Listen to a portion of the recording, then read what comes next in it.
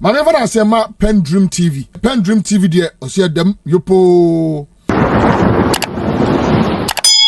You are once again welcome to PENDREAM TV, the only channel that brings you the best and latest updates in politics. If you are new here, please don't forget to subscribe to the channel, hit the notification bell for more updates, like and also share to other members to watch as well. You can also leave a comment after watching or send us a voice note on our WhatsApp number, which is 0277 128 777, showing on your screen as well. Thank you. Today I want you to join me listening to Richard Jakpa, the agent supervisor for the NDC.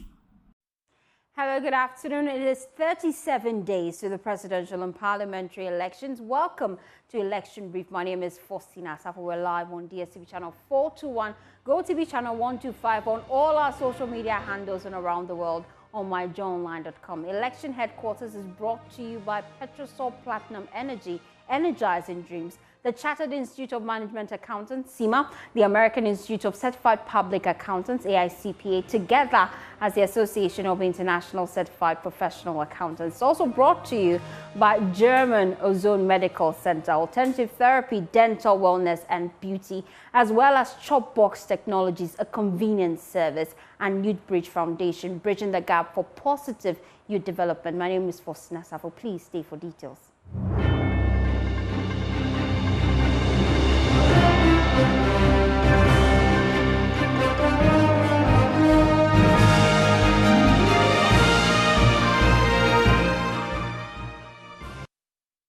Thanks for choosing us. We are your home of independent, fearless, and credible journalism. Now, it's been 48 hours since the passing of the presidential candidate of the Ghana Freedom Party, Ikeadonko. Article 50, Section 4 of the 1992 Constitution states that in the event of a candidate's death after nominations but before an election, a 10-day extension is granted for the affected party to nominate a new candidate. Now, this provision takes effect following the passing of Ikeadonko. The Electoral Commission, we know, has suspended the printing of the presidential ballot papers and has directed GFP to submit a replacement nominee. Now, whilst we await that, let's explore the implications to the upcoming polls, especially because the EC served notice that as at the time they suspended the printing of the presidential ballot papers, it was near completion. Well, join me in the studio is a popular face. Now, some few months back, his name featured in every major news bulletin in Ghana. He's smiling as we speak. The discharged and acquitted third accused in the controversial ambulance case, Richard Jakpa. He has been appointed the NDC's agent supervisor for the 2024 elections ballot printing. Now, what is expected of him in this position? Let's start on that note. What's expected of you in this position? Well, it's a very daunting task.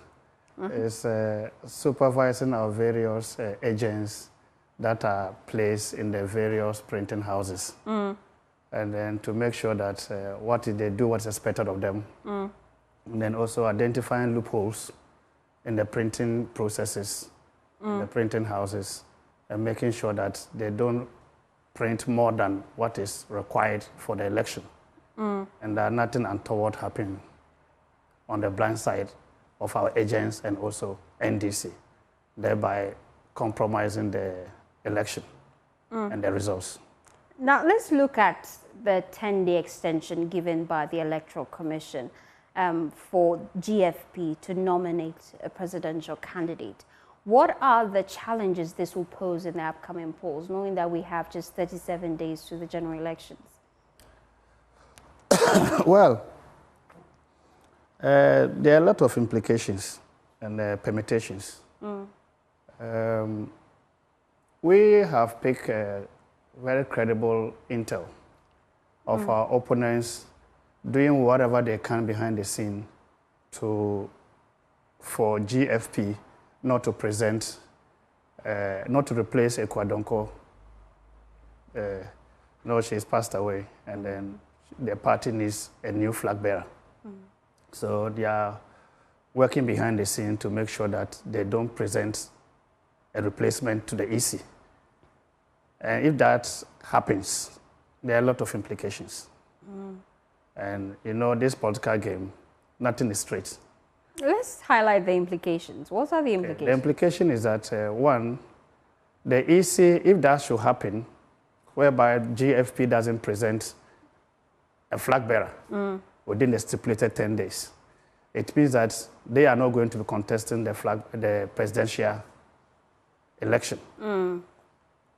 What it means is that Electoral Commission may come and say, okay, DFP didn't present a flag bearer, so we are shifting the positions. You know, GFP is number 3rd on the ballot. So it means every other number on the ballot will be affected. Will be affected. They will all have to be shifted up. So NDC from 8 will come to 7. And it will just continue like that. And that's what you are contesting? Yes. And that has a lot of implication. In the sense that you spend millions and millions and blood and sweat campaigning for that position since it came out. And it's in the mind of all Ghanaians, and a lot has gone on. And all the political parties have spent a lot on that. So to change, to let it affect from 3rd downwards to the last would be unfair. No. That to me, you have to spend a lot of money again trying to to sensitize Ghanaians. A whole lot of money you'll be spending and effort across the country within a short period of time. These are presumptions that is under the assumption that the GFP fails to present a candidate. But then, in this your new role... well, let me finish with what... Okay, make your point. So the issue is that if that's one side, then EC has options if that should happen. They can either decide that, okay, we are going to maintain the presidential ballot as it is because we've already finished printing, almost finished printing, and that's a lot of money. It may cause huge financial loss to the state. So we'll just maintain it that way. They don't want to present a presidential candidate, so we'll go like that. Whoever votes for Kwadonko will become a spoil ballot. That could be another option.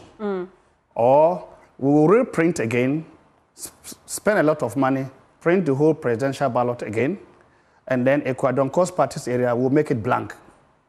No picture, nothing, blank. So I will still maintain the positions. Okay. That can be. But then how effective will that be when it comes to saving costs for the EC? Because if we're just leaving the place blank, we might have as well just gone with the initial Yes, that's what I'm saying. So for me, from my perspective and analysis, yes, it's happened. The time is too short. A lot of financial implication. Well, we've been millions and millions printed. So it's a lot of financial implication. So you can just maintain as it is. The implication will be that we may have the spoil ballots may increase because people may vote for her, and then that will be a spoil ballot.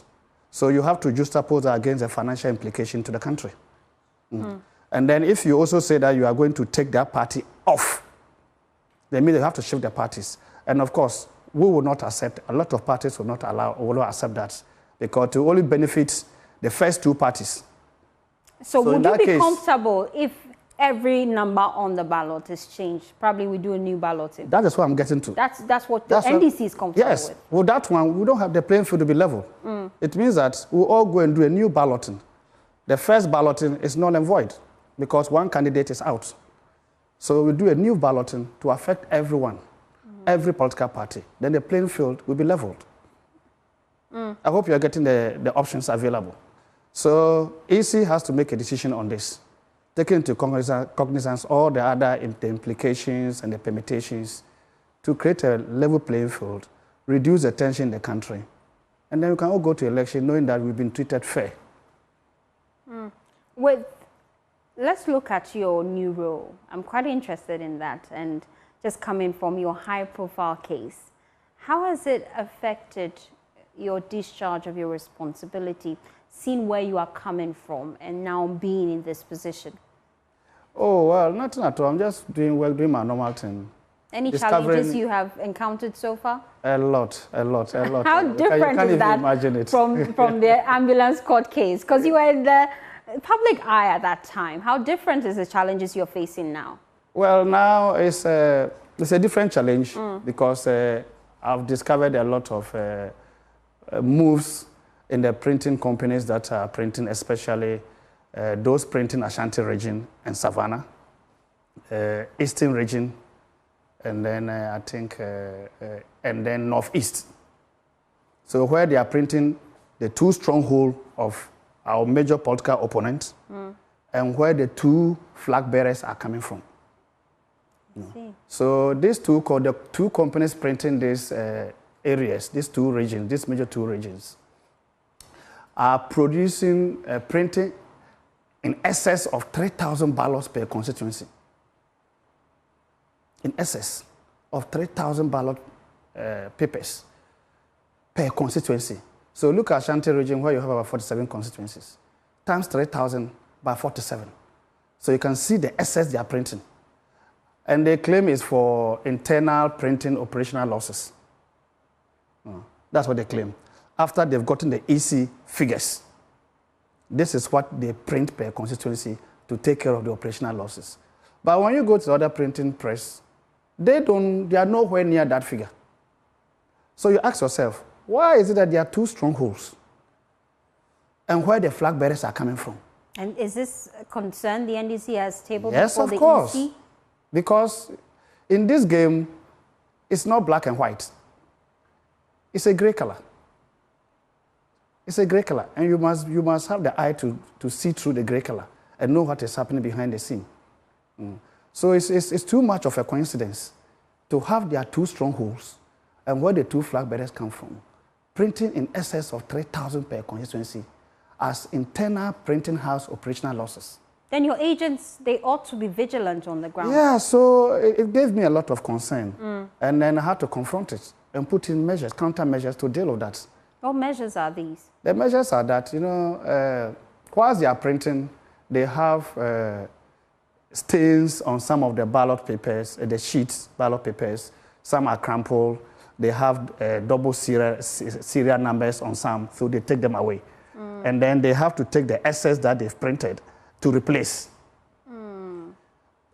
Before I put in the measures, I discovered this and put in the measures. They will call our agents and then they'll say, okay, these are spoiled ballots for the day. So we are going to shred them. Then they will send them to the shredding machine and shred them without counting the spoiled ballots, of which they replace some from the excess. So if at the end of the printing, they tell you that the excess, you are left with only 20. And you say, but you printed about 3,000. Why are you left with about 20? They say, oh, we shredded them. You were the one who was shredding them. But the issue is that you didn't count. I don't know whether you're getting the point. So I said, look, from now on, you have to count all the spoiled ones you are going to shred. Document it before you shred them, so that we can deduct it from the excess that you claim is for internal operations. They will know what is left, and then we can shred them too, so that there won't be not even a single ballot is missing. Every single ballot must be accounted for in your operation. I am not going to fight you about how many you print for your operational losses, because the efficiencies of your companies may be different. But these are the countermeasures to make sure that we are protected. Those that you've shredded past before I detected this, they are gone. But to check and be sure that nothing untoward happened, we will demand for the full CCTV coverage, because you have 24-hour CCTV coverage in the work you are doing in all the places of the printing houses. We will demand for it from the beginning to the end of the duration of the printing, so that we can audit it and see whether there is anything that happened on the blind side of our agents. And I'm much concerned because, you see, in 2020, the agents were 2 per shift. The printing house, when they start, is 24-hour printing. So we had 2 shifts, or 3 shifts, 2 agents per shift, so making it 6. But this time around, for diabolical reasons, they decided that we are reducing your agents to 1. So you have only 1 agent per shift, and we have 3 shifts in a day. So 1 agent in that big printing house with so many phases of printing, all happening simultaneously. So they are printing for a constituency, they finish printing, it moves to serialization. While they are serializing, another printing for another constituency is taking place. Then from there, it's going for cutting, it's going for stitching, it's going for binding, it's going for sorting. And some of the printing companies, for example, Book Press, where they do the sorting and binding, it's on the first floor, whilst the printing is on the ground floor. And once the sheets or the ballots get to that level, it's live. Live in the sense that all the security codes are on it, the serial numbers are on it, ready for voting. And it's on a different floor. Whilst our agent, you have only one agent, and it's on the ground floor checking that you don't overprint, you don't over-serialize. Have you tabled your concerns to the Electoral Commission? No, I've tabled that. And we've told Mr. What Kisi. response did they give? And Mr. Kisi said, oh, those years you are talking about, it was a convention, it wasn't a law, and it wasn't right. So we don't want to congest the printing houses. That's to reduce you all to one agent per shift. And I said, okay, if that is your excuse you are giving us, can you explain to me why you are having 2 national security operatives per shift, 2 NIB, which is former BNI, per shift, making them 4 per shift in the printing houses, if you are complaining about crowding? And there are no stakeholders. The stakeholders in this process is the police, the political parties, the printing houses, and EC. 4 are the stakeholders. What is this national security and NIB personnel doing here? And they are even more than the stakeholders who are taking part in the process. At this point, it boils down to the supervision that the agents would have to play on the field. I would want to find out from you, as the supervisor, do you trust all the agents you have deployed to this printing press? Are you sure they are all loyal to the NDC? Well, you know, I don't work alone. People have their roles. They've done their vetting. They've done everything before engaging them. I also have my role. I don't work with trust. You don't trust anyone? I don't work with trust. I deal with checks and balances. Trust belongs to the religious people. They can deal with trust and those. Me, I don't deal with trust. Me, I deal with checks and balances, procedures. With your checks and balances so far, are you on the safe side? For me, for now, I'm comfortable. I'm okay. I think we are okay with what is happening now. Because they are accounting for everything, every single sheet. The printing houses know that we'll go through their CCTV cameras. But then we've made a request to the EC to increase the agents to 2. Because we are giving mental stress to our agents. Now, what they do is that, for example, as supervisor, I go to the printing house. EC says you are not allowed to enter the printing room. So you stay at the reception or the car park and call your agent to come out and come and meet you to brief you what is happening there. And you know the trick there. The trick is that you have only one agent. And there are so many things happening at the same time in different places. Already, he can't cover all. So he may only focus on one place. After some time, he may walk to another place. So there's a problem there. Now he will have to leave the printing house, the printing engine room, and come to the car park or the reception to come and brief me. Whilst he's coming to brief me, you don't have an agent in the printing room there. Are you getting the game?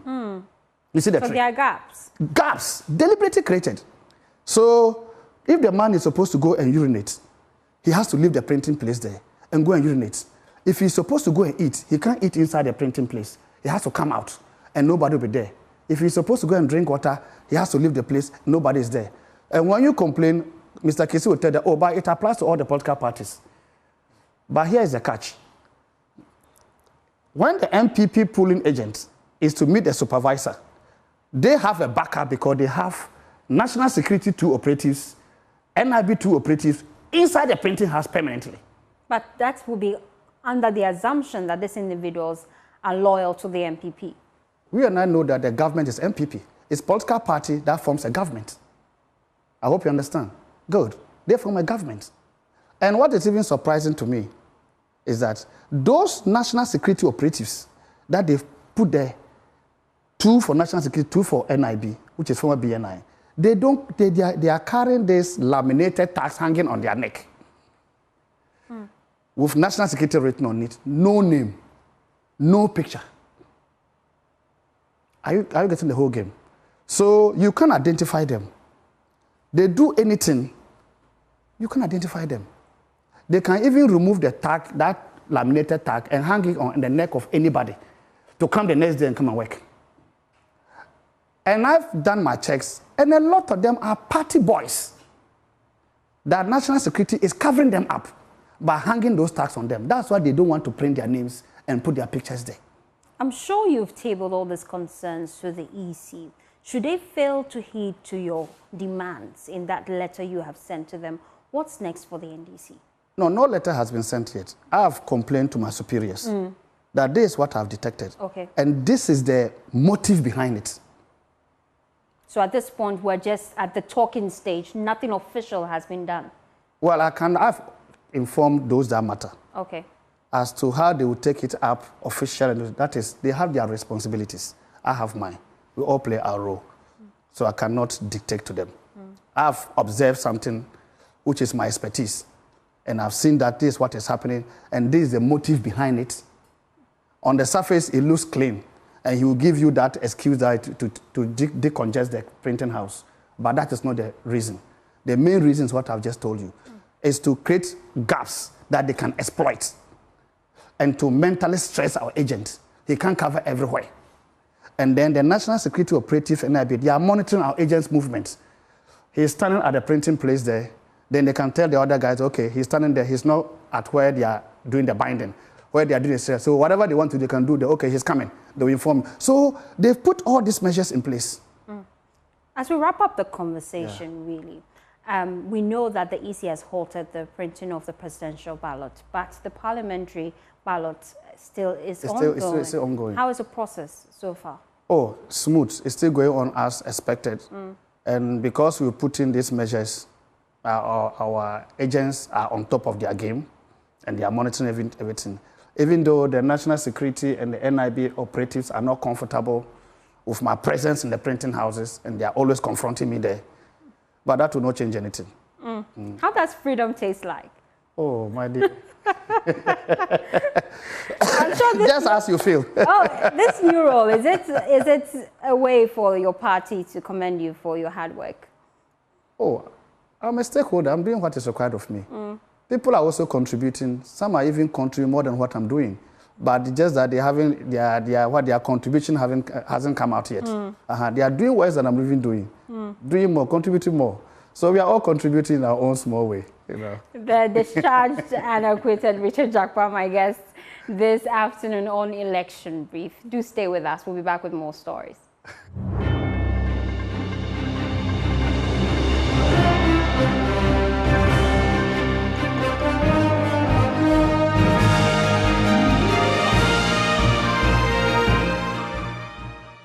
Thanks for staying with us here on Election Brief. Now, with just 37 days until this year's election, constituents in the Angloga constituency are intensifying their calls for a fair share of the national resources. High on their list are demands for employment opportunity, agro-processing facilities, and an end to illegal mining. Galamsey, as a youth press for these changes, the two leading candidates on the ticket of the NDC and the MPP face off over who has the best record to lead the people. Carlos Kaloni takes us on a journey to the Angloga constituency in the Volta region in our latest edition of Constituency Lens. Here excerpts. For about 32 years, the NDC has dominated this constituency. Will that change this year? We don't know. But that's why we are here to speak to the constituent to understand the key issues that will inform their vote in this election. I can see like NDC dominated for quite long. Since 1992? Yeah, sure. But there are no developmental projects in our constituency. And first of all, we promised Harbour for some years now, but up to now we are not seeing anything or any change. So those are the things that we are looking forward to. Yeah, and also at least like we should have something like a tomato processing factory.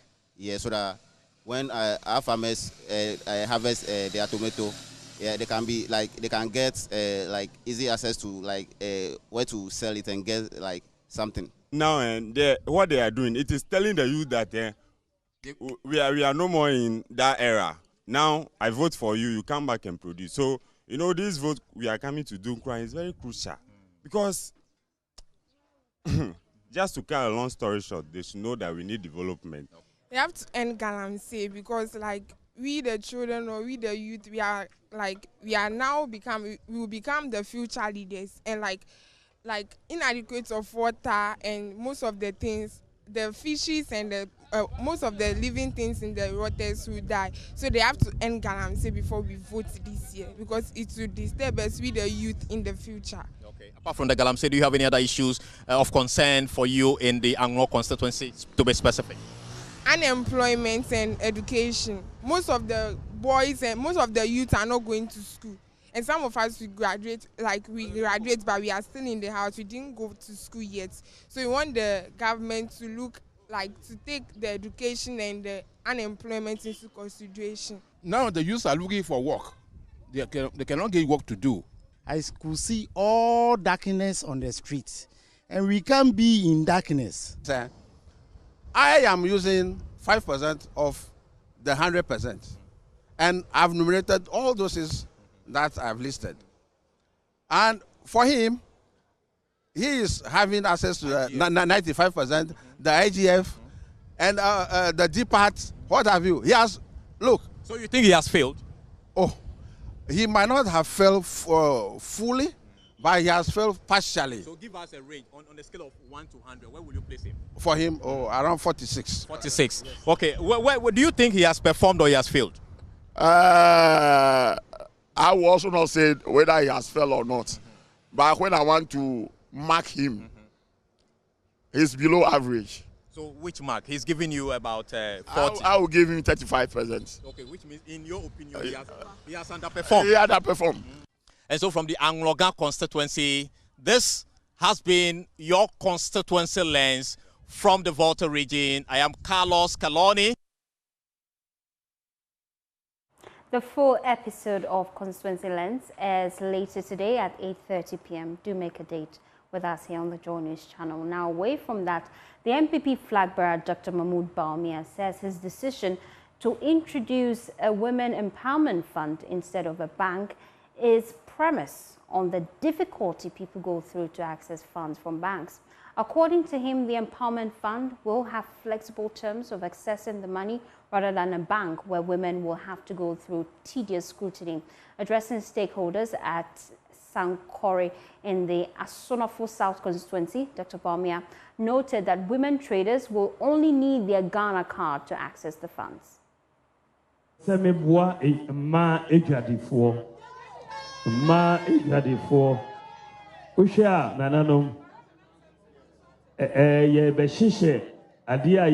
Women's Trade Empowerment Fund. Sano ye de sika in terms of soft loans ma ejadifo. And that's how we wrap up the bulletin. For more news, please log on to myjoyonline.com. My name is Faustina Saho. Good afternoon.